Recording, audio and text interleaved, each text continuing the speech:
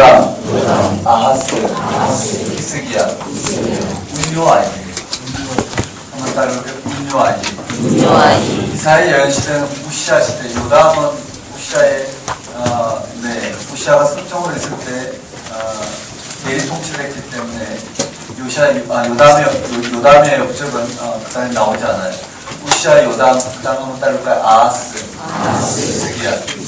즉 이사야가 구체적인 역사 과정 가운데 예언했던 우시아 시대는 무슨 일이 있었고 아하스 시대는 무슨 일이 있었고 히스기야 시대는 무슨 일이 있었는지 구체적으로 들여다보며 살펴볼 수 있어야 되겠죠. 거기에 6장이 한번 따라해 볼까요? 우시아 왕이 죽던 해. 이사야서는 다른 본문하고 달리 다른 데는 다 소명 1, 2, 3장에 걸쳐서 그 배경이 언급되고 소명을 받는 장면이 나와요. 맞죠? 사무엘이 소명받는 장면이 나오고 모세가 소명받는 장면이 나오고 예레미야가 소명받는 장면, 에스겔이 소명받는 장면 다 앞에 나오지만 이사야만큼은 뒤에 나와요. 6장에 나오는데 한번 따라볼까요? 우시아 죽던 해. 이 우시아부터 시작되는 이 이사야 연대기가 여기 언급되죠. 한번 따라볼까요? 우시아. 아사랴라는 우시아 왕이 죽던 해에 이사야가 소명을 받아요. 한번 따라볼까요? 이사야 소명. 하나님부터 부르심을 받지요. 여기가 바로 이사야 소명장이에요. 한번 따라볼까요? 우시아 왕이 죽던 해. 자, 이것을 좀 잘 풀어볼 수 있어야 될 건데요. 좀 간단하게 설명을 좀 해보려고 해요. 한번 따라볼까요? 우시아 왕이 죽던 해. 이사야 소명. 자, 우시아 왕이 죽던 해 이사야가 소명을 받아요. 6장이 이해가 돼야지 나머지 1장부터 5장까지가 이해가 돼요. 한번 따라볼까요? 우시아 왕이 죽던 해. 자, 이 내용을 한번 지도를 그려서 잠깐 한번 설명해 보고자 해요.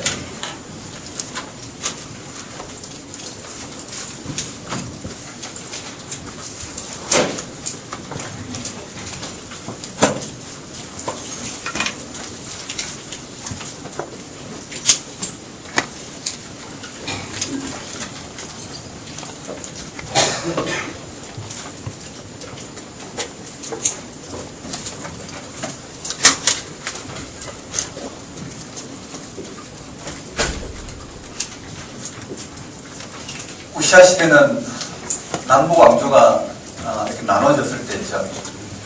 여기가 이스라엘 지역에 있는 지중해 이렇게 있죠. 이렇게 한번 볼까요? 한번 따라해볼까요? 북이스라엘, 남유다. 북이스라엘과 남유다로 이렇게 나눠져 있었어요. 그리고 이쪽 지역은 아수르예요. 아수르 다음에 바벨론이 나오는데요. 아수르가 이와 같이 범람하기 직전에 있고요. 여기는 애굽이에요.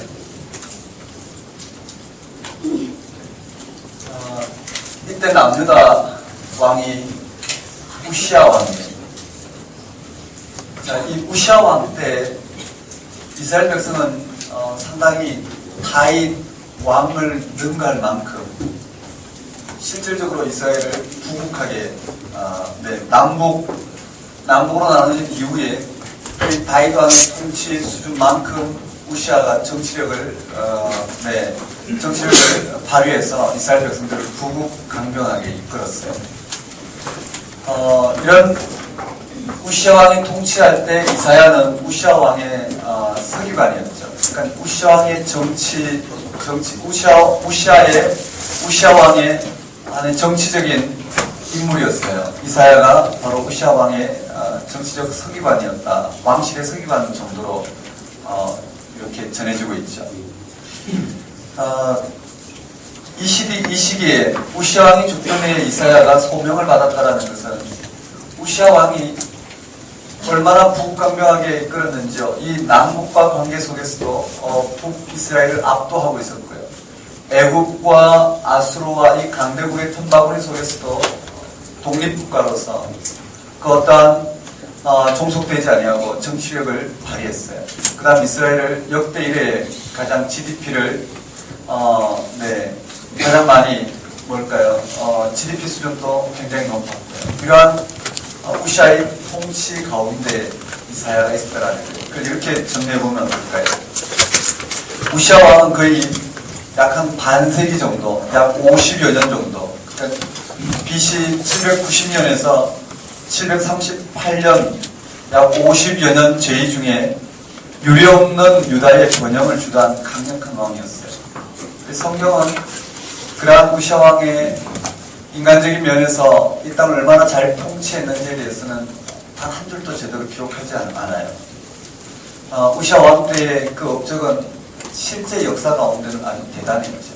그러나 하나님의 평가는 전혀 다르더라는 거예요.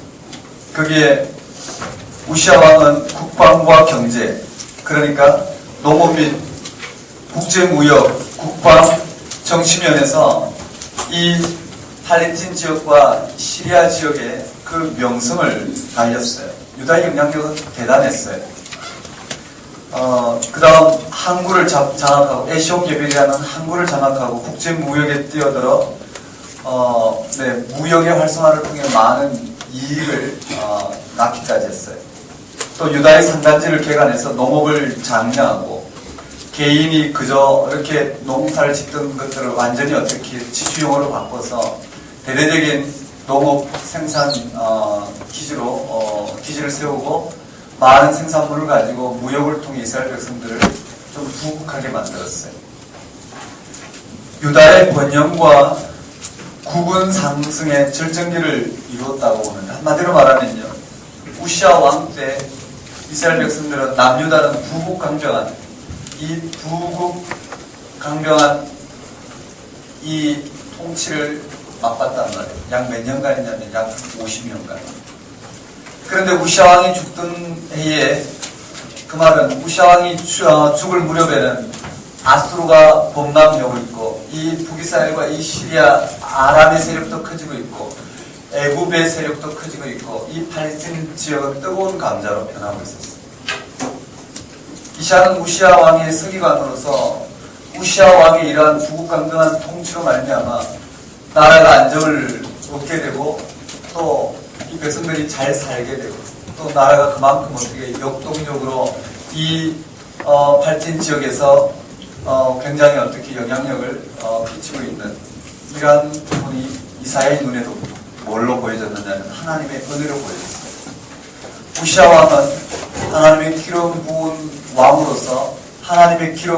왕으로서, 이와 같이 하나님 맡기신 이 약속의 땅을 통치력을 발휘해서 잘 다스리는 왕 정도로 이사야 눈에도 들어왔겠죠.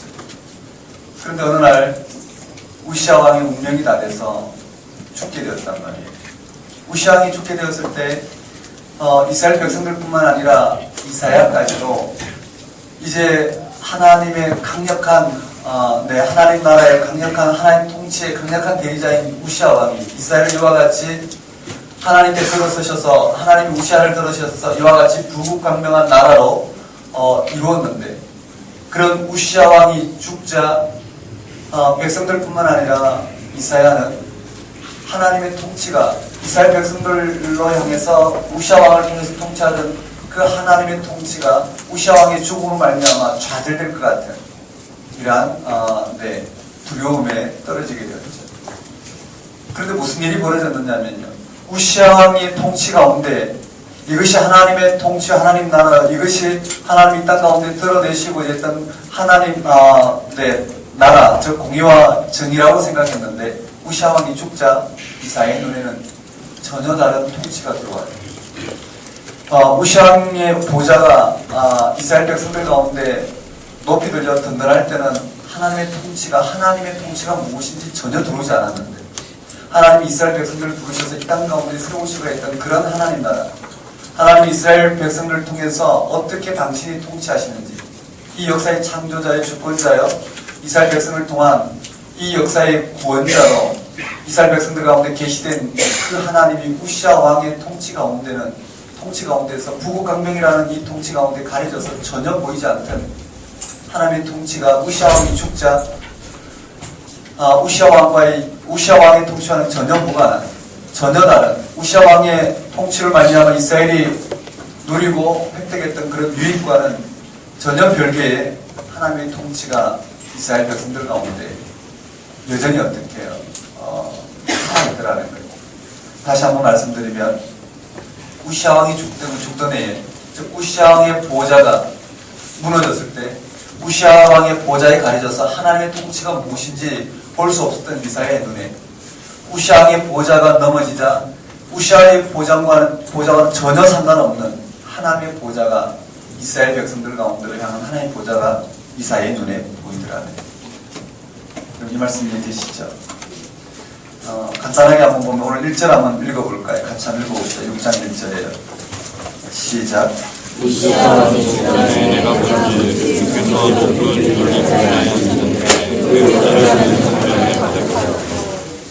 네. 그러니까 강력한 왕 우시아 왕의 죽음은 유다의 정치 경제적 위세와 부금 상승에 크게 공모되었던 백성들에게 큰 상실이었어요. 우시아 왕의 죽음은 이제 이스라엘 백성들의 운명은 어떻게 될까 할 정도의 큰 타격이었어요.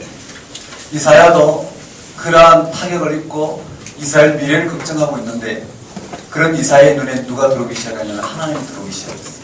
하나님 이스라엘 백성을 향해 계시된 그 하나님이 누구이신지 이사야의 눈에 들어오기 시작했다는 거예요. 그 하나님 보좌 앞에 섰을 때 하나님 보좌라는 이 보좌 전성을 통해 들려주는 것은 하나님의 경험이에요. 지난 시간에 우리가 묵상했던 시인이 성소에 들어갔을 때 비로소 그들의 멸망을 깨달았도다. 그와 같이 이 실제 살아 역사하시는 입술로만 고백했던 하나님이 아니라 실제 살아 역사하시는 그 하나님의 온전한 경험 앞에 섰을 때 우시아와의 통치가 오히려 어떻게 해요? 하나님 나라를 파괴하는 하나님이 이스라엘 백성을 통해서 통치하는 그 통치를 온전히 어떻게 해요? 강포하게 하고 포악하게 만든 그런 왕으로서 눈에 들어오기 시작한 거예요. 자, 6장 1절에 보면 우시아 왕이 죽던 해에 내가 본즉 우시아 왕이 죽던 해라는 것은 우시아 왕의 50여 년간 죄의 기간 동안 그것이 하나님의 통치라 생각했는데 그래서 우시아 왕이 죽음으로 말미암아 이스라엘의 국군에 큰 어떻게 위기가 왔다고 생각했는데 이사야는 전혀 다른 하나님의 통치가 들어오는 거예요. 우시아 왕의 통치와는 전혀 관계없는 하나님의 통치가 눈에 들어오기 시작했어요. 내가 먼저 주께서 높이 들린 보좌에 앉으셨는데 그 말은 우시아 왕이 죽던 해에 내가 본즉 즉 우시아 왕의 보좌가 넘어져서 이스라엘 백성들이 큰 위기 가운데 있다고 생각했는데 그런 위기 가운데 우시아 왕의 보좌와는 전혀 무관한 주의 보좌 즉 주께서 높이 들린 보좌에 앉으셨는데 지금 그것을 표현하고 있어요. 여호와 하나님의 보좌를 설명함으로 말미암아 우시아 왕의 보좌와 지금 위협이 되는 이 아수르 왕의 보좌와 애굽 왕의 보좌와는 전혀 다른 이 역사를 온전히 주관하시는 여호와 하나님의 보좌가 이런 아수르, 애굽, 우시아 왕의 보좌와는 전혀 상관없는 그와는 비교도 되지 않는 오직 하나님이 통치하신 통치가 이 땅 가운데 있더라라는 것을 이사야가 지금 들려주고 있거든요. 간단히 한번 볼게요. 주께서 높이 들린 보좌에 앉으셨는데 그 주께서 높이 들린 보좌는 통치를 말하죠. 그 통치가 얼마나 이 땅을 향해서 확실한지 세 가지로 설명하고 있어요. 그의 옷자락은 성전에 가득하였고 사람들이 모시고 섰는데 각기 6 날개가 있어 그 둘로는 자기 얼굴을 가리었고 그 둘로는 자기의 발을 가리었고 그 둘로는 날며 서로 불러 이르되 거룩하다 거룩하다 거룩하다 만군의 여호와여 그의 영광이 온 땅에 충만하도다 하더라. 3절까지가요. 첫째는 뭘까요? 보좌에 그의 옷자락이 성전에 가득하였대요. 옷자락이 성전에 가져갔다면 옷자락 골룡포죠. 왕의 통치를 상징하는 골룡포예요. 그것이 성전에 가득하였다는 것은 하나님의 통치가 하나님의 통치를 드러내고 있죠. 또 달리 표현하는 부분은 거룩하다 거룩하다 거룩하다 3창이 나오는 거예요. 이 땅에 어떠한 왕들이 통치와도 전혀 다른 하나님의 이 역사를 향한 통치가 있다라는 것을 거룩하다 3창을 통해 들려주고 있고요. 그리고 여호와여 그의 영광이 온 땅에 충만하도다. 하나님의 영광이 이 땅에 얼마나 충만한지 이사야의 눈에 그것이 들어오기 시작했어요. 그게 이사야가 주께서 높이 들린 보좌에 앉으셨던 보좌 앉으신 하나님을 보고 하나님의 통치가 얼마나 이 역사를 향하여 확실한지 하나님의 통치가 얼마나 분명한지를 드러내고 있는 장면입니다. 4절에 이와 같이 화답하는 자의 소리로 말미암아 문지방의 터가 요동하며 성전의 연기가 충만한지라. 5절에 그때 내가 말하되 화로다 나여 망하게 되었도다. 이사야가 왜 화로다 나여 망하게 되었도다라고 말할 수밖에 없었느냐면은 우시아 왕의 보좌가 마치 하나님의 보좌처럼 느껴져서 우시아 왕의 보좌가 무너질 때 하나님의 보좌가 무너진 것처럼 느껴진, 즉 우시아 왕의 부국 강병이 마치 하나님의 통치처럼 받아들이고 그런 것을 하나님의 은혜로 고백할 수밖에 없었던 이스라엘 백성들과 이사야는 이 하나님의 통치가 우시아 왕의 통치와 무관하다는 걸 알고, 우시아 왕의 통치가, 부국 강병한 통치가 하나님 이스라엘을 통해서 기름 부음 받은 자를 통해서 이루고자 했던 하나님 나라와 얼마나 무관한지, 아니 오히려 하나님 나라를 정의와 공의를 오히려 부국강명하기 위해서 강포와 포악으로 열방과 같이 이스라엘 백성들을 망쳐버린 그런 왕인데도 불구하고 그것이 하나님의 통치라 생각하고, 그런 우시아 왕을 마치 하나님의 기름 부음 받은 자로서 하나님의 통치를 대리하는 대리자 정도로 받아들이며, 우시아 왕이 죽었을 때 하나님의 통치가 마치 어떻게 해요? 좌절될 것처럼 생각했던 그러한 이스라엘 백성, 또 이사야는 하나님의 통치를 바라보고는 그것과 우시아 왕의 통치가 얼마나 무관하였는지를 깨닫고는 어떻게 고백하냐면요. 바로다 나여 망하게 되었도다. 나는 입술이 부정한 사람이요 나는 입술이 부정한 백성 중에 거주하면서 만군의 여호와신 왕을 배웠음이로다 하였더라. 우시아는 이 역사 가운데 돌이켜오신 여호와 하나님을 바라보고는 이 역사 가운데 하나님의 기름 부음 받은 자로서의 통치자인 우시아 왕의 통치가 하나님의 유익과 얼마나 비껴가고 있는지를 이사야는 깨닫게 되었죠. 그리고는 자신이 얼마나 부정한 가운데 있었는지, 얼마나 하나님 없이 우시아 왕의 통치를 하나님 통치처럼 받아들이고 있었는지, 우시아 왕의 보좌가 넘어진 것이 마치 하나님의 보좌가 넘어진 것처럼 생각했는지, 그에 대한 회개가 5절에 나왔어요. 다 같이 한번 읽어봅시다. 5절요. 시작.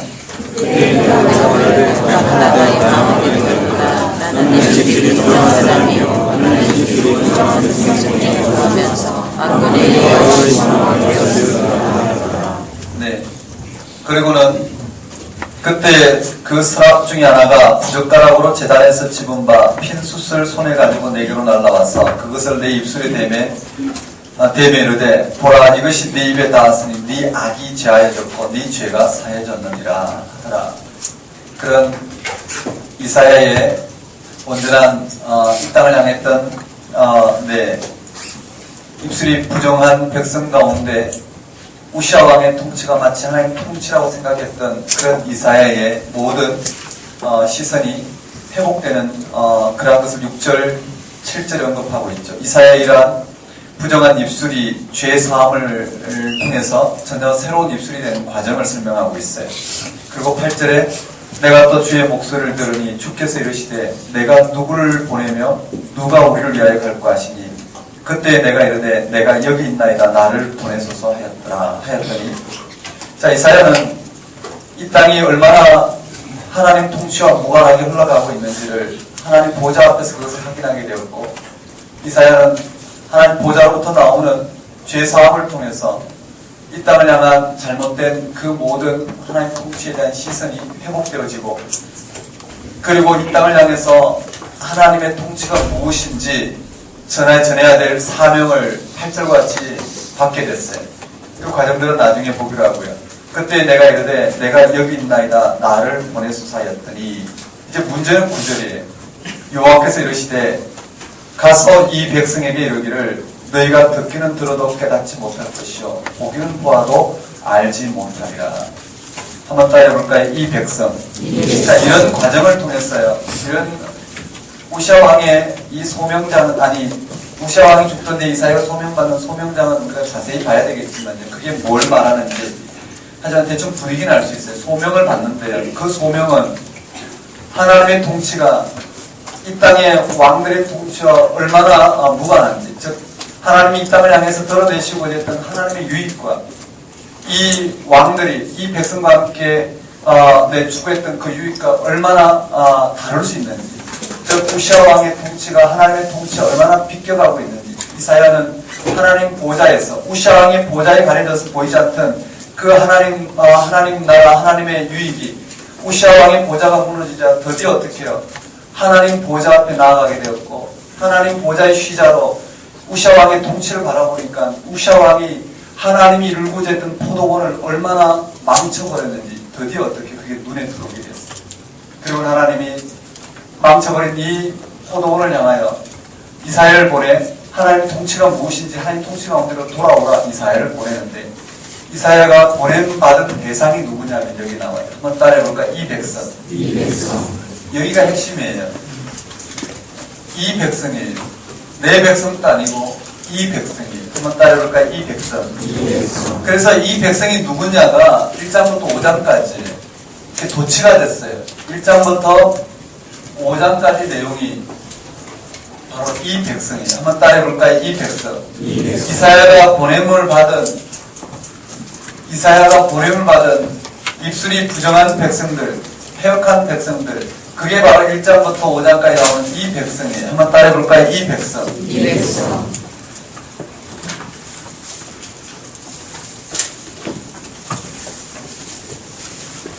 그래서 이 백성의 패역함을 강조하고 있는 것이 1장부터 5장까지 내용이야. 한번 따라해볼까? 이사야 죽던 해에. 이사야 소명. 이사야 소명장은 아주 극적이죠. 우시아 죽던 해에 이사야는 뭐라고요? 하나님 보좌 앞에 나아가게 됐어요. 보좌 전성인데 하나님의 경험이죠. 이 땅을 향하신 이스라엘을 부르신 그 하나님을 경험하게 돼요. 하나님의 계시 앞에 섰다고 해야 될까요? 하나님 언약 앞에 섰다 해야 될까요? 이사야는 하나님 보좌 앞에 나갔을 때 비로소 우시아 왕과는 이 땅의 이와 같은 열방의 왕과는 이 땅의 보좌와는 전혀 상대가 안 되는 높이 들린 하나님의 보좌를 보게 돼요.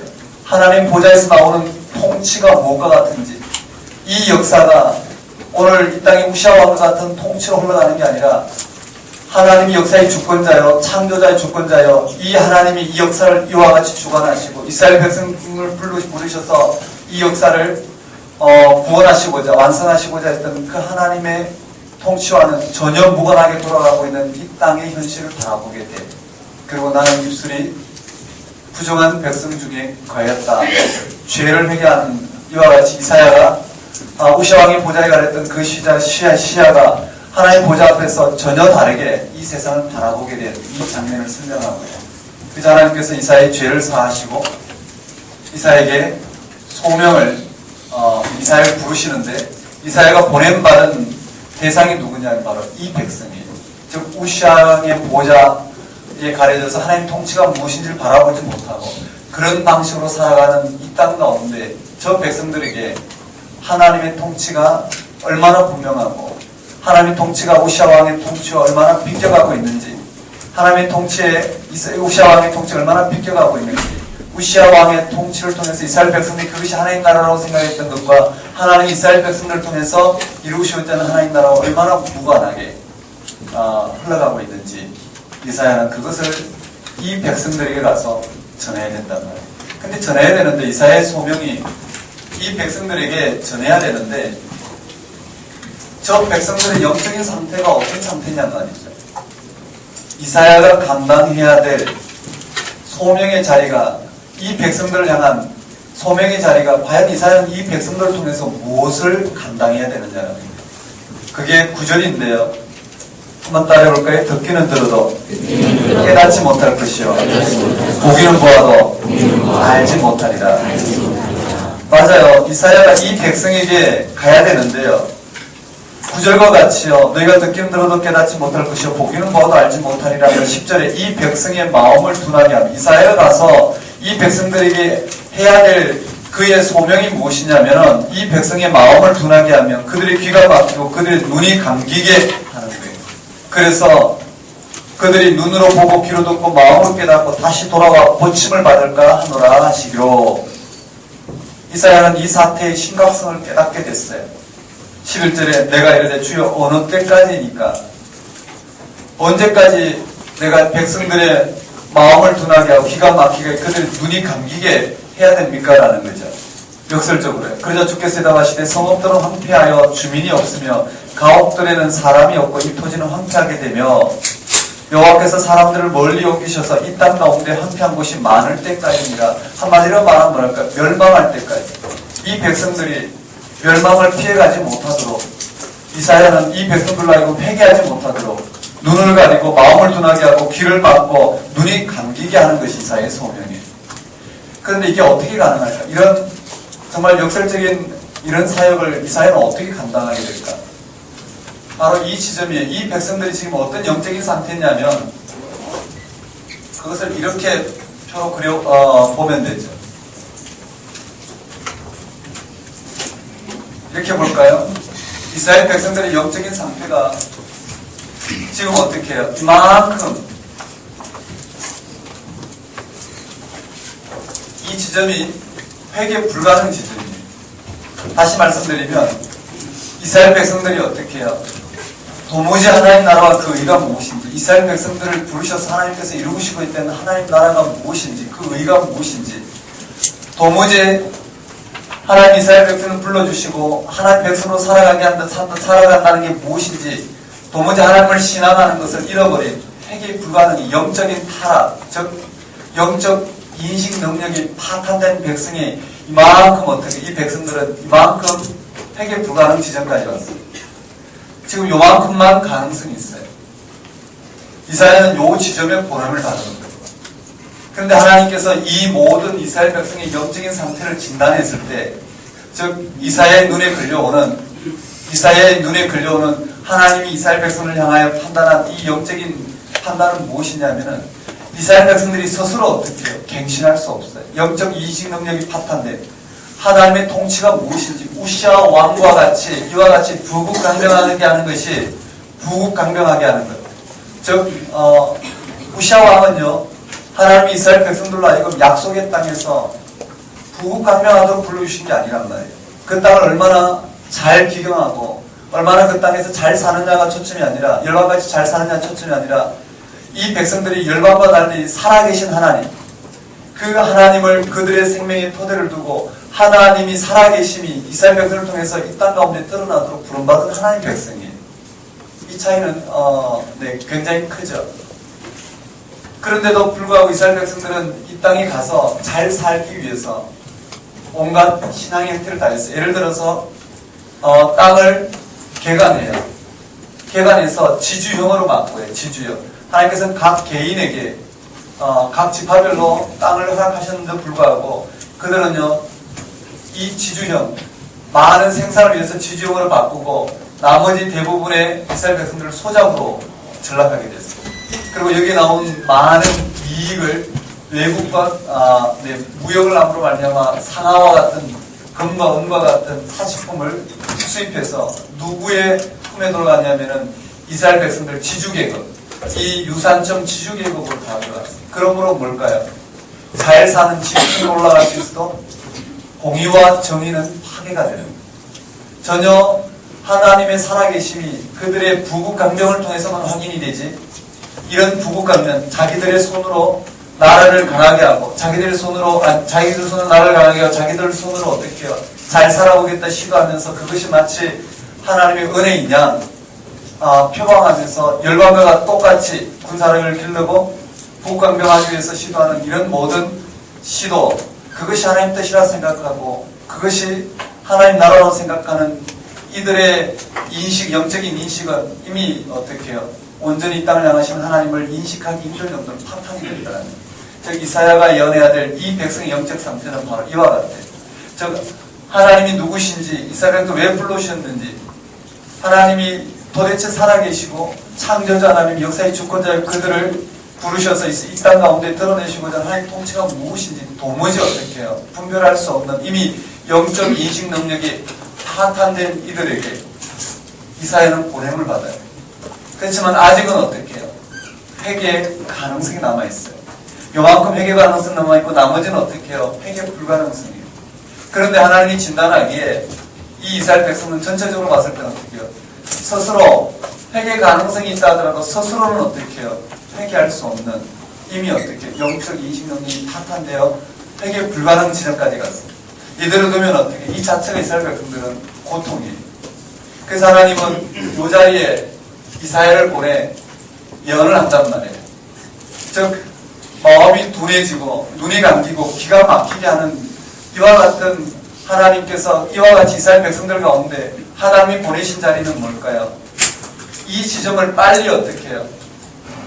이 지점을 빨리 회개 불가능으로 바꾸면 도무지 이 전체 어떻게 회개 가능성이 없는 이스라엘 백성들을 빨리 깨뜨리셔서 전혀 다른 땅에 심으셔서 바벨론 포로로 잡혀가게 해서 그들의 모든 이 무지한 영적 인식 능력을 깨뜨리시고 전혀 다른 하나님이 누구신지를 다시 한번 그들 가운데 조명해서 이들을 다시 고토에 심는 것이 바로 하나님의 계획이에요. 그런데 실제로 한번 봅시다. 이사야는 요 지점에 가서 뭐라고 예언했을까요? 돌아오라고 예언했어요. 너희들이 우시아의 보좌왕에 걸려있는 우시아 왕의 보좌, 즉 우시아 왕의 통치 앞에 있을 때 그것이 마치 하나님의 뜻이라고 생각하고 그런 것이 마치 하나님 나라의 일이라고 생각하는데 그게 아니더라는 거지. 이스라엘 백성을 향한 하나님의 뜻은 그런 게 있지 않다는 거예요. 즉 그런 것이 하나님 통치가 아닌 살아계신 하나님을 온전히 어떻게 신앙한다는 게 무엇인지 이사야는 여기에 가서 목이 터져라 외치는 거예요.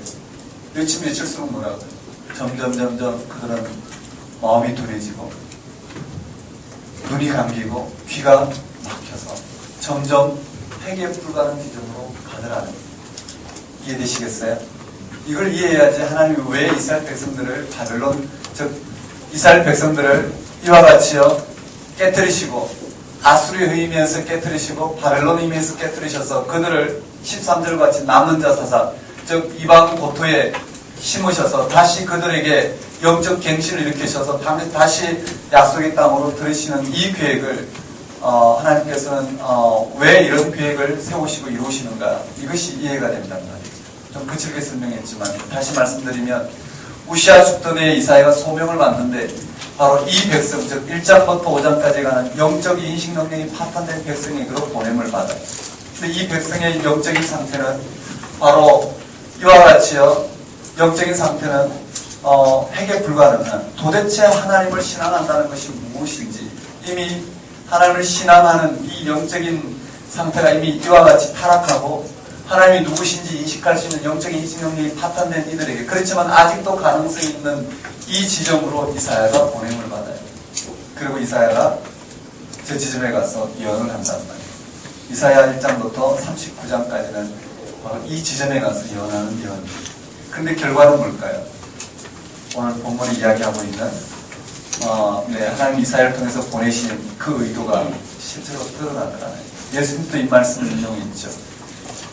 백성들이 마음을 둔하게 하며 그들의 귀가 막히고 그들의 눈이 감기게 하라. 염려하건대 그들이 눈으로 보고 귀로 듣고 마음으로 깨닫고 다시 돌아와 고침을 받을까 하노라 하시기로. 어느 때까지니까? 성읍들이 황폐할 때까지. 다시 말씀드리면 이 백성은 회개 불가능하다. 그것이 이 역사를 향한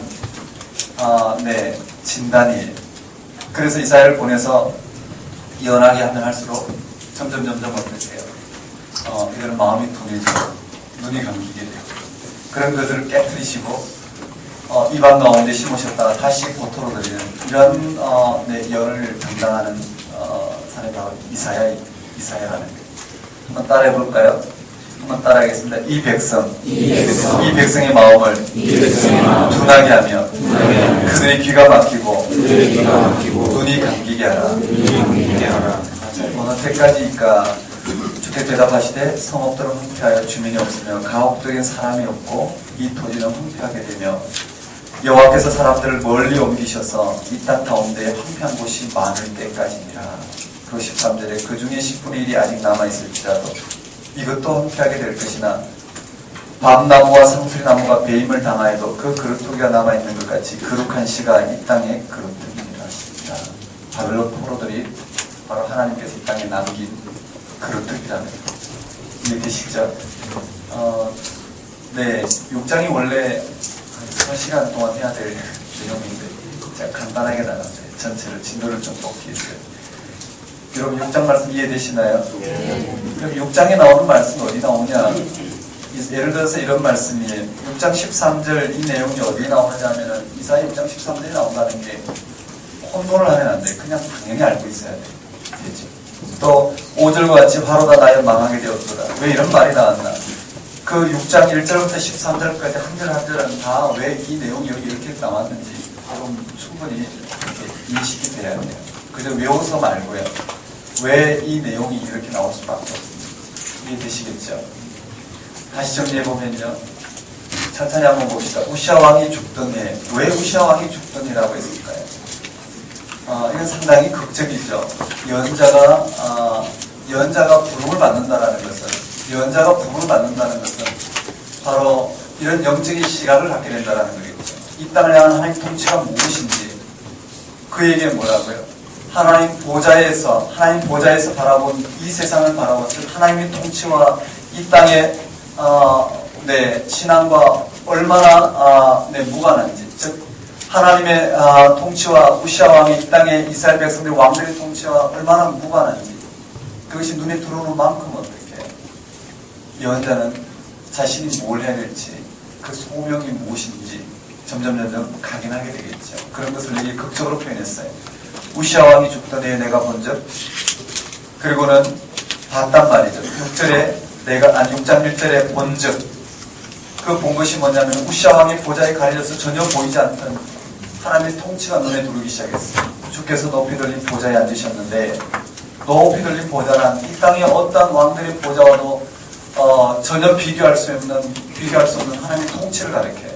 그 통치가 얼마나 이 세상을 향하여 역사의 주권자요, 역사의 창조자의 주권자요, 구원자이신 그 하나님이 얼마나 이 역사를 향하여 충만하게 편재해 계신지를 세 가지로 설명한다고 그랬어요. 그의 옷자락은 성전에 가득하였고, 서랍들이 모시고 섰는데 각기 6 날개가 있어 그 둘로는 자기 얼굴을 가리었고 둘로는 자기 발을 가리었고 그 둘로는 날며 서로 불러 이르되 거룩하다 거룩하다 거룩하다 만군의 여호와여, 그의 영광이 온 땅에 충만하도다 하더라.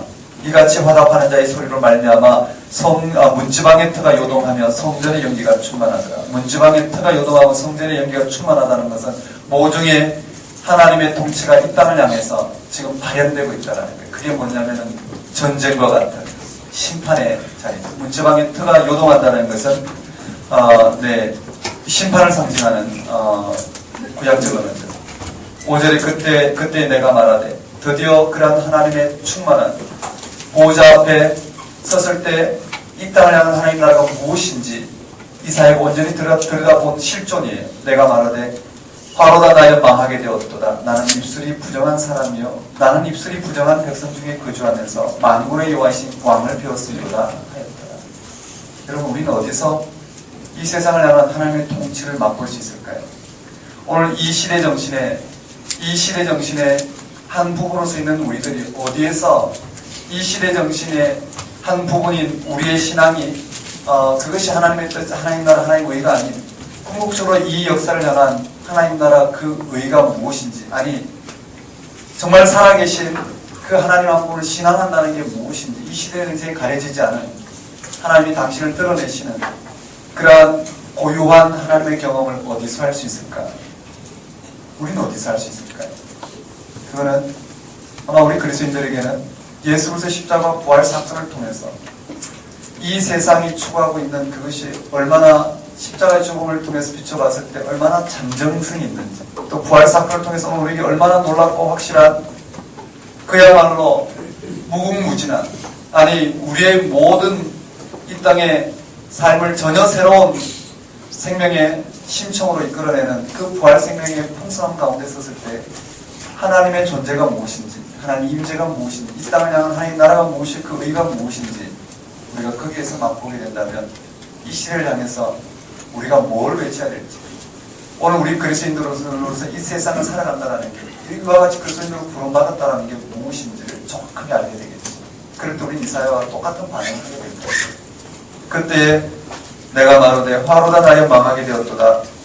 나는 입술이 부정한 사람이요, 나는 입술이 부정한 백성 중에 거주하면서 만군의 여호와이신 왕을 배웠음이로다 하였더라. 6절에 그때 그 서랍 중에 하나가 부적다락으로 제단에서 집은 바 핀 숯을 손에 가지고 내게로 날라왔어. 그것을 내 입술에 대며 이르되 보라, 이것이 내 입에 닿았으니 네 악이 자해졌고 네 죄가 사해졌느니라 하더라. 8절에 또 내가 주의 목소리를 들으니, 이제 듣는 거예요. 6장 1절에 본즉 내가 본즉 받고 8절에는 목소리를 들어요. 들으니 주께서 내게 이르시되 내가 누구를 보내며, 주께서 이르시되 내가 누구를 보내며 누가 우리를 갈구하시니 이미 부젓가락으로 자신의 부정한 입술이 사해지는 6, 7절을 겪은 이사야는 이미 내적 소명을 받았죠.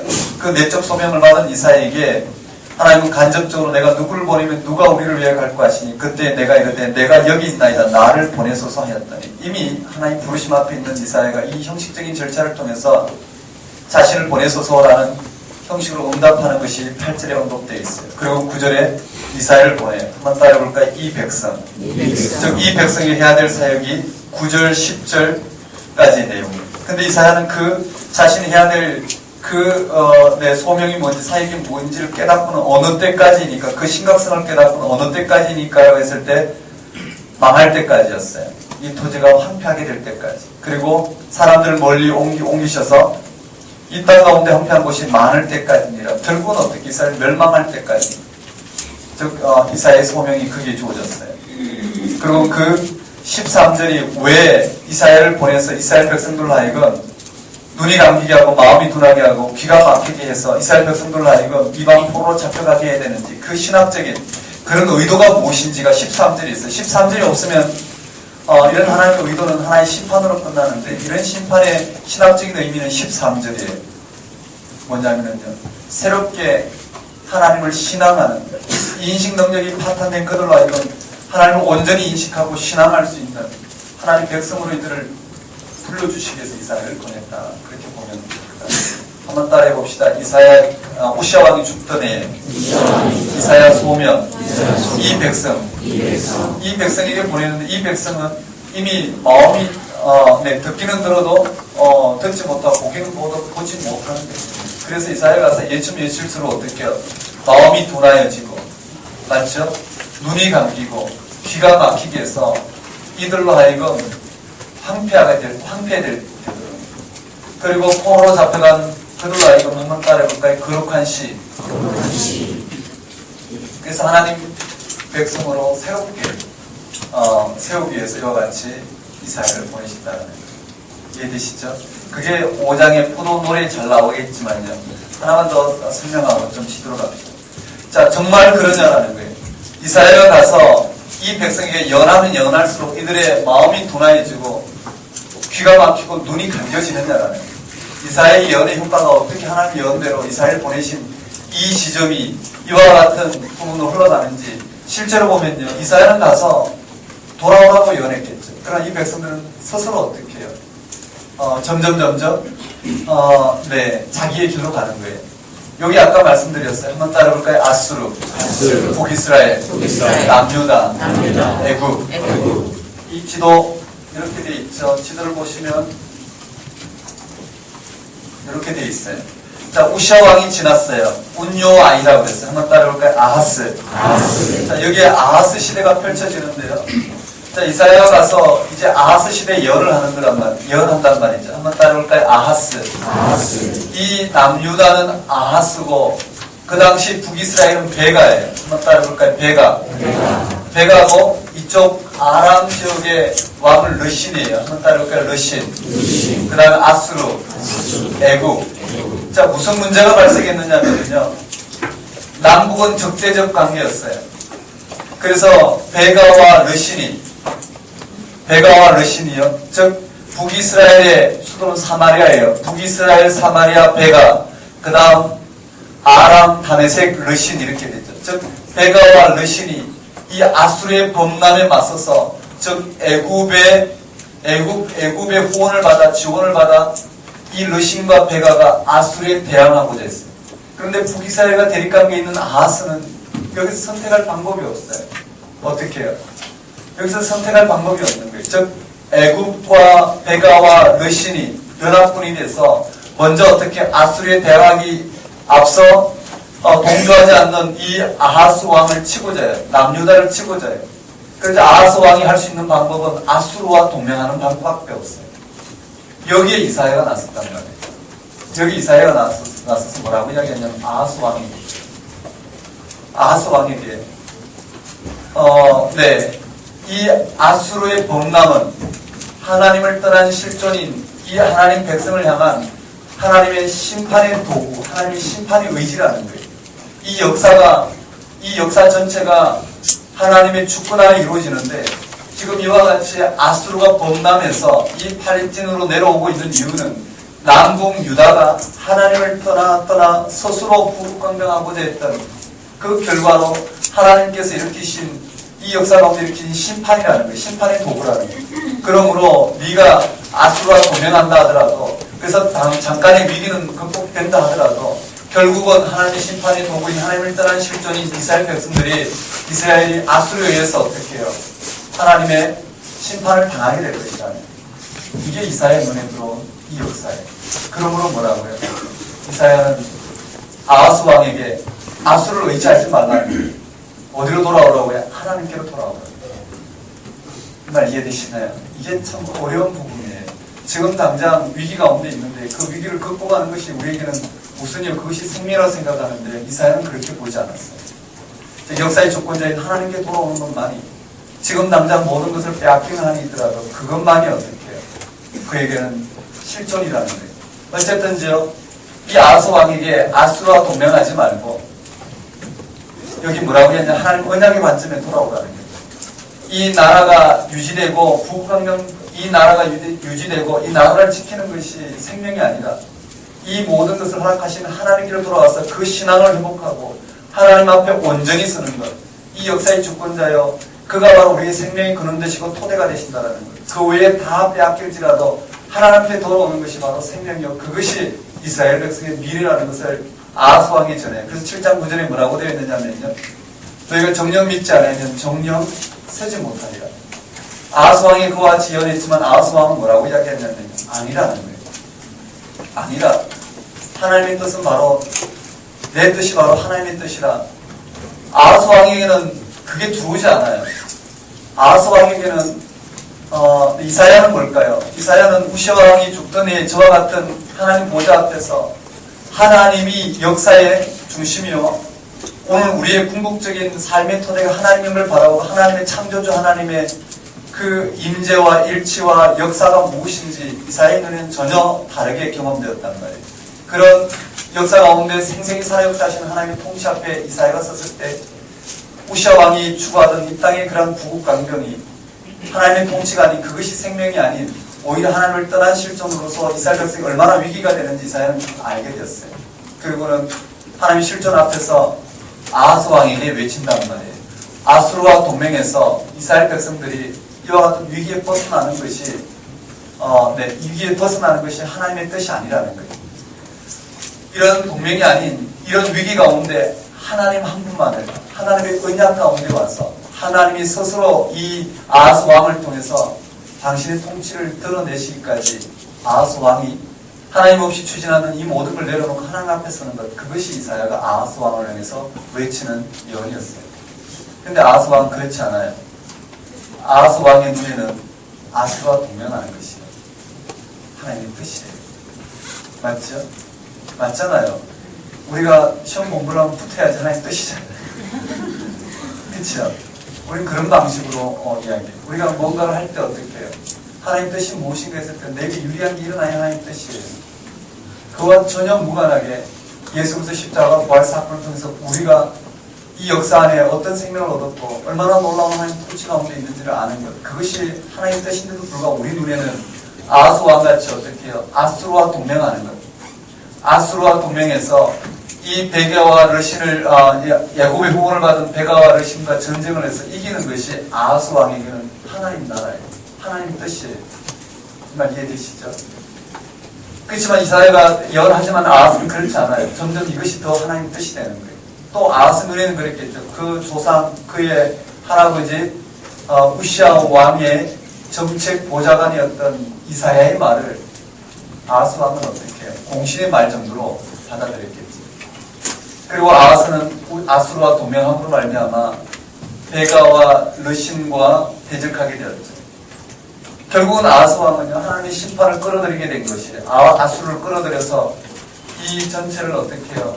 완전히 짓밟고 자신 또한 어떻게 해요? 아수르의 범람에 의해서 위기 가운데 가게 돼요. 결국은 바벨론에 의해서 완전히 망하게 되는 이런 정치적인 위기를 겪게 되었죠. 여기에 내용이 바로 여기 나와요. 한번 따라볼까? 아하스. 여기 우시아 왕이 죽던 해라면 여기 아하스 왕이에요. 이 아하스 왕에게 이와 같은 정치적 격변기에 북이스라엘 베가가 쳐들어오고 남유다의 르신이 쳐들어와요. 즉 애굽 왕의 후원을 받은 이들이 남유다를 아하스 왕을 먼저 정복하려고 하는 이들을 향하여 아하스는 이 아수르와 동맹을 통해 위기를 극복하려고 하는 이런 역사적 현장 가운데 이사야가 예언한다는 말이에요. 뭐라고요? 아하스를 의지하지 말라는 거예요. 즉 아하스를 통해서 아수르를 의지하지 말라. 베가와 르신이 쳐들어온다 하더라도 하나님이 이 모든 것을 다 어떻게 해결하실 것이다. 한번 따라해볼까요? 너희가 정령 믿지 아니하면 굳게 서지 못하리라. 자, 이사야가 그렇게 예언해. 이사야의 예언인데 아하스 왕에게 첫 번째 예언이 무엇이냐면은 이사야의 아들 이름을 통해서 이 하나님의 예언을 들려줘요. 하나님의 통치를 들려줘요. 한번 따라해볼까요? 스알야수 7장 1절에 보면 이렇게 되어 있어요. 우시아의 손자 요담의 아들인 유다의 아하스 왕 때에 아람의 르신 왕과 드말리아의 아들 이스라엘의 베가 왕이 올라와서 예루살렘을 쳤으나 능히 이기지 못하니라. 어떤 사람이 다윗의 집에 알려 이르되 아람이 에브라임과 동맹하였다 하므로 왕의 마음과 그의 백성의 마음이 숲이 바람에 흔들림 같이 흔들렸더라. 전쟁이 일어났단 말이에요. 한번 따라해볼까요? 여기에요. 한번 따라하겠습니다. 북이스라엘 베가 북이스라엘 베가와 아람 왕 한번 따라할까? 아람 르신이 지금 쳐들어왔어요. 그래서 전쟁을 치르고 있는 중에 아하스 왕은 숲이 바람에 흔들리는 것처럼 그렇게 흔들렸어요. 그때 사람들의 여호와께서 이사야에게 이르시되 너와 네 아들 스알야숲은 한번 따라할까? 스알야숲. 자, 첫 번째 스알야숲 예언이에요. 한번 따라해 봅시다. 스알야숲. 첫 번째 스알야숲 예언인데요. 스알야숲은 윗못 수도끝 세탁자의 밭 큰 길에 가서 아하스를 만나 그에게 이르기를 너는 삼가며 조용하라. 르신과 아람과 르말레의 아들이 심히 노할지라도 이들은 연기나는 두 부직갱이 그루터기에 불과하니. 한번 따를까? 연기나는 두 부직갱이 그루터기. 이렇게 예언해줬어요. 이사야를 통했어요. 연기나는 이들은 쳐들어온다 하더라도 연기나는 두 부직갱이 그루터기라는 거예요. 이사야의 눈에는 그렇게 걸려오는 거예요. 연기나는 두 부직갱이 그루터기래요. 누가요? 네, 아하스를 치러 오는 저 베가와 르신이요. 불가하니 두려워하지 말며 낙심하지 말라. 아람과 에브라임과 르말리아의 아들이 악한 꾀로 너를 대적하여 이르기를 우리가 올라가서 유다를 쳐서 그것을 쓰러뜨리고 우리를 위하여 그것을 무너뜨리고 다부엘의 아들 한번 따르게 다부엘의 아들 이들이 내려왔어요. 반대하고 있는 아하스 왕을 치고 맞죠? 다부엘이라는 아들을 세워 왕으로 세우고 그들과 함께 동맹해서 아수를 치고자 전쟁을 일으켰단 말이에요. 한번 따르게 다부엘의 아들을 세우자. 그러고 난 다음에요. 7절에 주 여호와의 말씀이 그 일은 서지 못하면 이루지 못하리라. 그렇죠. 북이스라엘과 아람의 그 계획은 이루어지지 않을 것이라는 거예요. 대저 아람의 머리는 다메섹이요 다메섹의 머리는 르신이며 65년 내에 에브라임이 패망하여 다시는 나라를 이루지 못할 것이며 에브라임 머리는 사마리아요 사마리아의 머리는 르말리아의 아들이니라. 만일 너희가 굳게 믿지 아니하면 너희는 굳게 서지 못하리라. 한번 따라볼까요? 굳게 믿지 아니하면 굳게 서지 못하리라.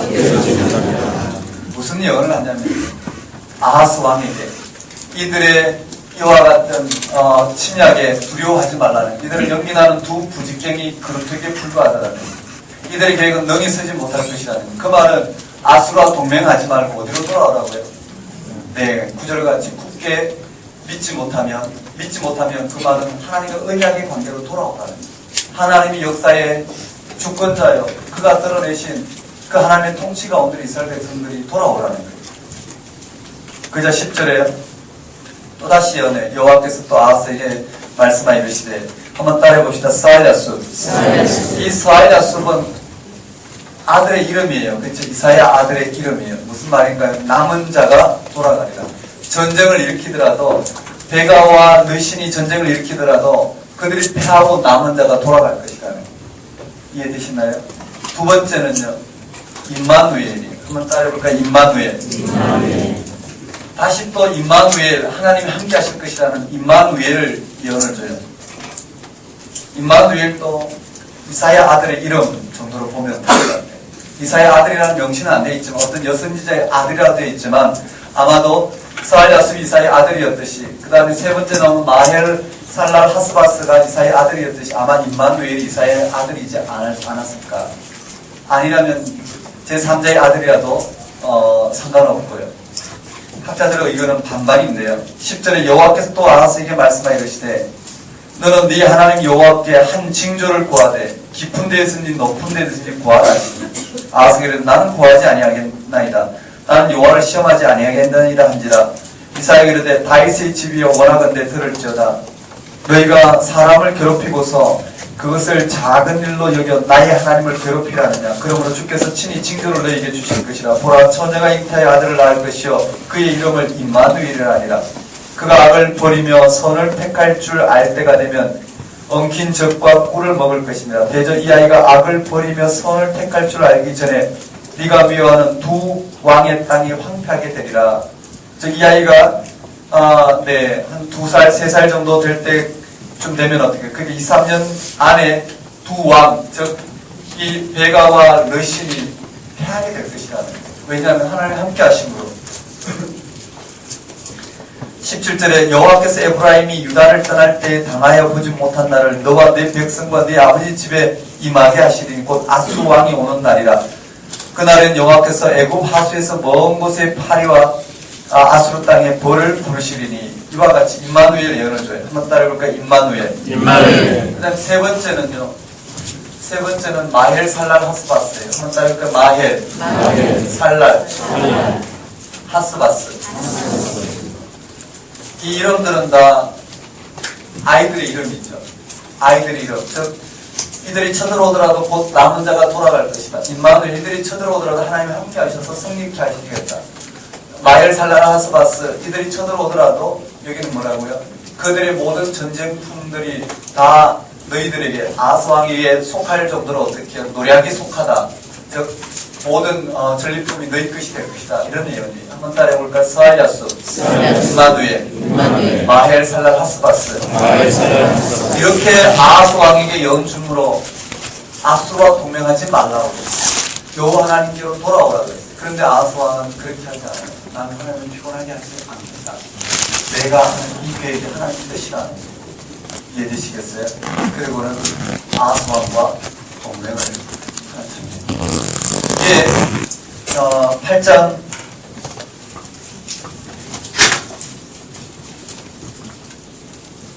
네, 8장에 결국은요 하나님의 구원 예언을 믿지 않고 아수르의 도움을 청한 유다는 그 아수르의 전국토를 유리당하게 되고 그것이 하나님의 하나님 불신앙의 결과가 됐어요. 그게 11절부터 22절까지인데요. 성경을 한번 볼까요? 8장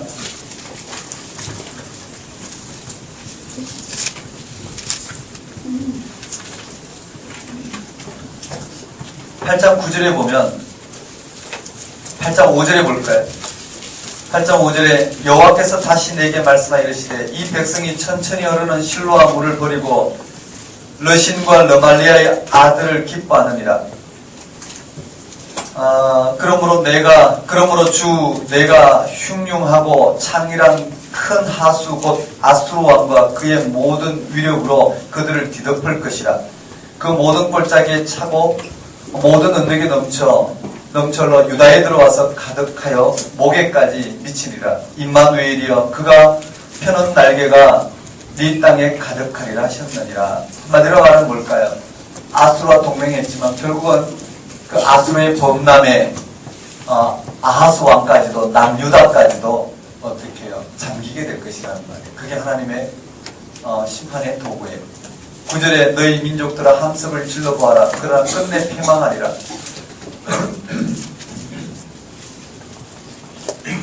너희 먼 나라 백성들아 들을지어다. 너희 허리를 동이라. 그러나 끝내 패망하리라. 너희 허리에 띠를 띠라. 그러나 끝내 패망하리라. 너희는 함께 계획하라. 그러나 끝내 이루지 못하리라. 말을 해보아라. 끝내 시행되지 못하리라. 이는 하나님이 우리와 함께 계심이니라.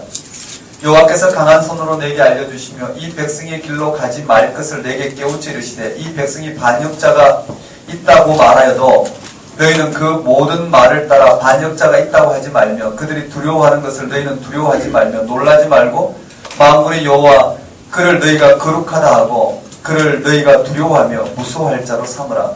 그가 성소가 되시리라. 그러나 이스라엘의 두 집에는 걸림돌과 걸려 넘어지는 반석이 되실 것이며 예루살렘 주민에게는 함정과 올무가 되시리니 많은 사람들이 그로 말미암아 걸려 넘어질 것이며 부러질 것이며 덫에 걸려 잡힐 것이니라. 그리고 16절에 너는 증거의 말씀을 삼으며 율법을 내 제자들 가운데서 봉황하라. 하나님 언약이 폐기되는 거죠. 이스라엘 백성들 향한 하나님 언약이 어떻게 해요? 폐기가 되는 거예요. 쭉 그렇게 가서 20절에 보면 이렇게 되어 있어요. 마땅히 율법과 증거의 말씀을 따를지니 그들이 말하는 바가 이 말씀이 맞지 않으면 그들이 정녕 아침빛을 보지 못하고 이 땅으로 헤매며 공부하며 굶주릴 것이라. 그가 굶주릴 때에 격분하여 자기의 왕과 자기 하나님을 저주할 것이며 위를 쳐다보거나 땅을 굽어보아도 환난과 흑암과 고통의 흑암뿐이니 그들이 심한 흑암 가운데로 쫓겨 들어가리라. 결과는 뭘까요? 하나님의 말씀을 정녕 믿지 아니함으로 그들이 시도한 그 모든 시도로 말미암아 스스로 어떻게 해요? 멸망을 당하게 될 것이라는 거예요. 간단하게 봅시다. 다 따라잡기는 힘들겠지만 한번 따라해볼까요? 아하스, 북이스라엘, 그 다음에 사마리아. 이스라엘도 이야기하고 수도 사마리아도 이야기하고 베가도 이야기해요. 같은 말이에요. 한번 따라해볼까요? 아람, 다네섹, 여신. 이들이 쳐들어와서 문제가 생겼어요. 아하스 왕은 아수르와 동맹해서 이 위기를 극복하려고 하는 그들에게 하나님 이사야를 통해서 뭐라고요? 여호와 하나님을 믿으라는 거예요. 뭘 말할까요? 역사의 주권자가 여호와 하나님이라는 거예요. 그 모든 오늘 우리가 당장 아수르와 손을 잡으면 말미암아 위기를 극복하지만 그런 모든 것이 어떻게 해요? 결국은 하나님 떠난 실존이 결국은 어떻게 해요? 자신이 잡은 손으로 말미암아 멸망하게 될 것이라는 거예요. 하나님 앞에 서는 것만이 유일한 희망이라는 거예요. 한번 따라해볼까요? 스알야수, 임마누엘, 마엘살랄 하스바스, 율법이 공회해지는 거예요. 그리고는 결과적으로 어떻게 해요? 아하스 왕은 아수르에서 패망하게 될 것이다. 자, 그래서 여기 예언이 어떻게 되냐면 9장에 이런 아하스 왕이 기름 부음 받은 자 대신에 하나님께 온전히 순종함으로 말미암아 하나님의 통치를 열어내야 될 새로운 어떻게 왕을 여기다가 예언하는 거예요. 즉 이 역사 가운데 아하스 왕 같이요 하나님 말씀을 도무지 어떻게 해요? 마음이 둔하고 눈이 감기고 귀가 막혀 무엇이 하나님 말씀인지 도무지 듣지 못하는 이들을 향하여 하나님은 당신의 나라를 열어낼 새로운 통치를 여기다가 예언해요. 그게 뭐냐면은요. 한번 따라해볼까요? 한 아기가 우리에게 낳고 맞아요. 9장에 여기 한 아기를 예언하고 있어요. 한번 따라해볼까요? 한 아기. 한 아기란 한 아들이죠. 한 아기가 우리에게 낳고 이 한 아기란 한 아들을 말해요. 한 아들이는 왕을 이야기하는 거예요. 왕. 한 아기가 우리에게 낳고 이 한 아기가 우리에게 낳고 그 아기는 바로 아하스 왕같이 이 땅에 토대를 둔 통치를 하는 게 아니라 전적인 하나님께 토대를 두고 살아계신 하나님이 이 땅 가운데 통치하도록 그 모든 토대를 내어드리는 왕이 되는데요. 그게 뭐라고 되어 있느냐면 1절에 전에 고통받던 자에게 흑암이 없으리로다. 옛적에는 여호와께서 서불론 땅과 납달리 땅이 멸시를 당하게 하셨더니 후에는 해병들과 요단 저쪽 이방의 갈릴리를 영화롭게 하셨느니라. 제일 먼저 망해버린 나라를 제일 먼저 회복하겠다라는 거예요. 갈릴리가 제일 먼저 변방으로서 어떻게 해요? 이방화되었죠. 그 이방화된 어두움을 제일 먼저 밝은 빛으로 밝히시겠다라는 거예요. 예수님을 통해서 성취된 예언인데 갈릴리를 영화롭게 하셨느니라. 흑암에 행하던 백성이 큰 빛을 보고 한번 따라해볼까요? 큰 빛. 여기 이렇게 되어 있어요. 한 나이가 우리가 낳고 이 예언을 어디까지? 한번 따라볼까요? 흑암. 흑암 가운데 갈릴리가 차게 될 텐데요. 여기에부터 뭔가요? 한번 따라볼까요? 큰 빛. 여기부터 빛이 비칠 것이라는 거예요. 흑암에 거주하는 백성에게 흑암에 행하던 백성이 큰 빛을 보고 사망의 그늘진 땅에 거주하는 자에게 빛이 비치도다. 이 빛이 비치는데 3절에 주께서 이 나라를 창성하게 하시며 그 즐거움을 더하게 하셨으므로 추수하는 즐거움과 탈취물을 나눌 때의 즐거움같이 그들이 주 앞에서 즐거워하오니 이는 그들이 무겁게 맨 멍에와 그들이 어깨와 어깨의 채찍과 그 압제자의 막대기를 주께서 꺾으시되 마치 흑암 가운데 있는 그들에게 빛이 비친다는 게 무엇인지를 실제로 3절 4절 언급하고 있어요. 나라를 창성하게 하고 즐거움을 더하게 할 것이요 추수하는 즐거움과 탈취물을 나눌 때 그 즐거움같이 그들이 주 앞에서 즐거워할 텐데 그 주께서 뭘 하시냐면 4절같이요 무겁게 맨 멍에와 그들의 어깨의 채찍과 압제자의 막대기를 주께서 꺾으시되 미디안의 날과 같이 하셨음이니라. 어지러이 싸우는 군인들의 신과 피 묻은 그 도시 불의 습같이 살라지리니. 자, 이 일을 일으키실 큰 빛을 몰고 올 한 아기가 소개돼요. 6절에요. 이는 한 아기가 우리에게 낳고 한 아들을 우리에게 주신 바 되었는데 한번 따라해볼까요? 한 아기, 한 아들. 한 아기, 한 아들은 왕을 지칭해요. 기름 부음 받은 자 왕을 지칭하는데요. 그의 어깨에는 뭘 메웠느냐면 정사를 메웠고 그의 이름은 기묘자라 모사라 전능하신 하나님이라 영존하신 아버지라 평강의 왕이라 할 것이니라. 그 정사와 평강이 더함이 무궁하며 또 다윗의 왕자와 그의 나라가 군림하여 그의 나라에 군림하여 그 나라를 굳게 세우고 지금 이후로 영원히 정의와 공의로 그것을 보존할 것이라. 한번 따를까요? 정의와 공의. 정의와 공의. 맞아요. 여기에 이런 왕이 통치하는 이런 것이 아니라 이건 결국 멸망할 것이고요. 이런 멸망한 나라 가운데 한 아기가 올 것이라는 거예요. 한번 따를까요? 한 아기. 한 아들. 그가 바로 흑암 가운데 있는 큰 빛인데요. 그가 무엇으로 통치하냐면 한번 따를까요? 공의와 정의. 맞아요. 공의와 정의는 하나님과의 일치를 통해서만 드러나는 통치예요. 한번 따라볼까요? 공의와 정의. 네, 공의와 정의로 통치할 한 아기가 올 것이다. 근데 이 한 아기가 어디서 오냐면 11장에 가면요. 한번 따라볼까요? 이새의 줄기예요. 이새의 줄기라고 해요. 실적인 표현, 이새의 줄기란 다윗의 가문으로부터 올 것이라는 거예요.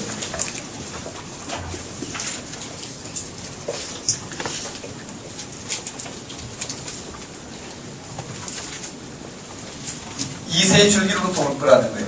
이새의 줄기로부터 온 한 아기가 통치하는 메시아 왕국이 11장에 자세하게 표현되어 있어요. 거기 보시면 11장에 1절에 이새의 줄기에서 한 싹이 나며 그 뿌리에서 한 가지가 나서 결실할 것이요 그의 위에 여호와의 영 곧 지혜와 총명의 영이요 모략과 재능의 영이요 지식과 여호와를 경외한 영이 강림하시니. 한번 따를까요? 영이 강림하시니. 이새의 줄기에 와서 여호와의 영이 강림하신다라는 거예요. 여호와의 영이 강림하셔서 뭘로 통치하냐면은 3절에 보면 그가 여호와를 경외함으로 즐거움을 삼을 것이며 그의 눈에 보이는 대로 심판하지 않으며 그의 귀에 들리는 대로 판단하지 않으며 뭘로 하냐면 4절 같이 한번 따를까 공의와 즉 공의로 가난한 자를 심판하며 정직으로 세상의 겸손한 자를 판단할 것이며 그의 입의 막대기로 세상을 치며 그의 입술의 기운으로 악인을 죽일 것이며 공의로 그의 허리띠를 삼으며 성실로 그의 몸의 띠를 삼느니라. 한번 따를까 공의. 즉 그가 통치하는 것은 공의예요. 공의와 정직과 성실로 통치하겠다는 거예요. 즉 공의와 정직과 성실은 바로 하나님을 그의 삶의 토대를 둘 때만이 가능한 일이겠죠. 무엇이 생명의 중심인지 무엇이 역사의 중심인지를 온전히 어떻게 해요? 고백할 때만이 가능한 통치예요. 그가 열어낸 나라가 메시아 왕국 6절부터 9절까지 그때 이리가 어린 양과 함께 살며 표범이 어린 염소와 함께 노니. 한번 따를까? 메시아 왕국. 이런 통치를 드러내는 메시아 왕국에 대한 시적인 표현이에요. 한번 따를까? 메시아 왕국. 네, 이가 와서 공의와 정의와 성실로 통치하면 이와 같은 나라, 즉 이 땅의 약육강식이 지배하는 이런 나라가 아닌 전혀 다른 하나님의 공의와 정의가 통치하는 나라가 될 것이라는 거예요. 이러한 메시아 왕국이 펼쳐지면 12장에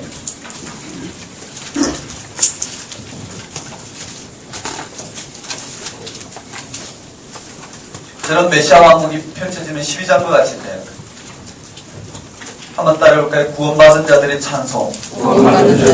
맞아요. 11장과 같이 이세 줄기에서 나온 한 싹이 주도하는, 그쵸? 한 싹이 주도하는, 그래서 어떻게 해요? 새롭게 하나님 나라가 건설되어지는, 그리고 하나님 백성이 되는 그 기쁨을 노래하고 있는 내용이 바로 12절이에요. 한번 따라볼 12장이에요. 한번 따라하겠습니다. 구원받은 자들의 찬송. 네, 여기에 구원받은 자들, 이런 메시아의 통치에 이 구원받은 자들의 찬송이 흘러나와요. 한마디로 말하면 구원의 우물물에서 물을 길어 먹자, 뭐 이런 노래죠. 한번 따라볼까요? 구원의 우물물.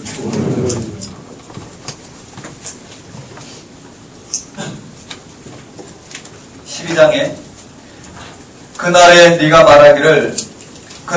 말하기를 여호와여 주께서 전에는 내게 노하셨사오나 이제는 주의 진노가 돌아섰고 또 주께서 나를 아니하시오니 내가 주께 감사하겠나이다 할 것이니라.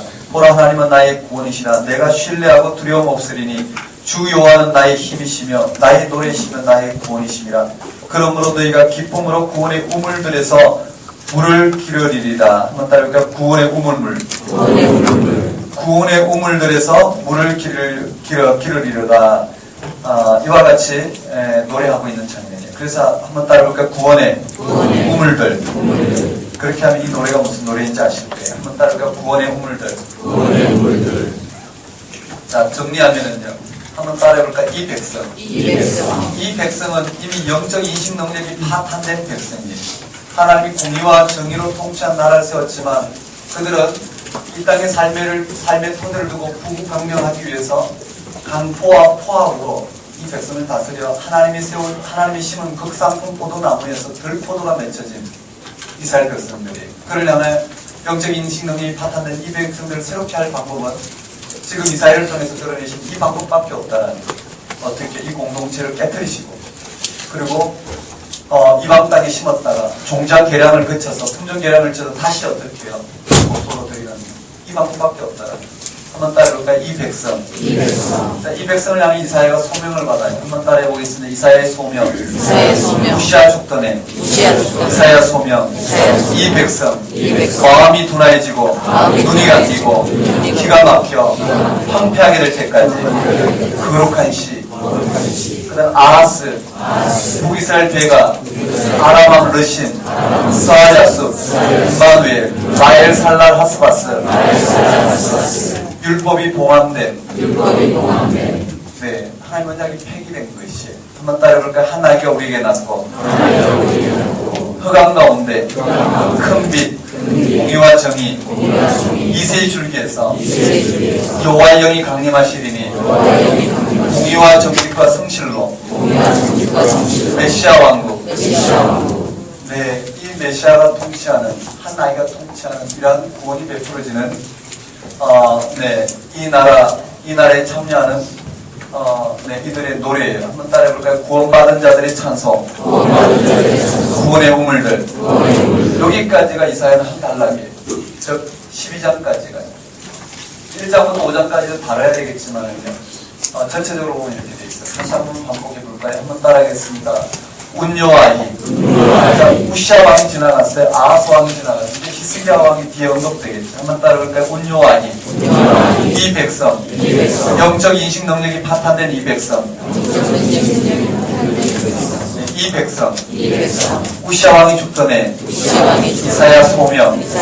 이 백성에게로 마음을 둔하게 하고 눈을 감기게 하고 귀가 막히게 하여 황폐하게 될 때까지 거룩한 시 아하스, 북이스라엘 배가, 아람왕 르신, 스아야수, 임마누엘, 마엘살랄 하스바스, 율법이 봉함됨. 한 날개가 우리에게 났고 흑암 가운데 큰 빛, 공의와 정의. 그다음 이세의 줄기에서 여호와 영이 강림하시리니 공의와 정직과 성실, 메시아 왕국, 구원받은 자들의 찬송, 구원의 우물들. 이렇게 계율을 잡고 읽어보면 무슨 내용인지 조금 들어오게 될 것이에요. 예언의 묶음들이 같은 주제로 이렇게 들어와 있지만 그 개연성이 꼭 우리가 생각하는 방향으로 흘러가는 건 아니에요. 다양한 예언의 부분이지만 그 중심이 무엇인지를 그 중심을 가지고 이렇게 예언의 묶음들이 주어진 경우가 많죠. 처음부터 이사야가 1장 1절부터 끝까지 이렇게 예언한 게 아니라 예언한 내용들을 어떻게 해요? 주제별로 어떤 다양한 의도를 묶어놨죠. 그러면 어떻게 해요? 내용을 따져보는 데는 중심 내용을 파악하는 것이 핵심이라고 봐야 되겠죠. 전체 구조를 우리가 익히고 나면 무슨 말씀하시는지 그 범위 안에서 우리가 살펴보고 그걸 좀 더 확대해서 그 예언의 풍성함을 살펴보니까 10분 쉬었다가 쭉 들어가겠습니다.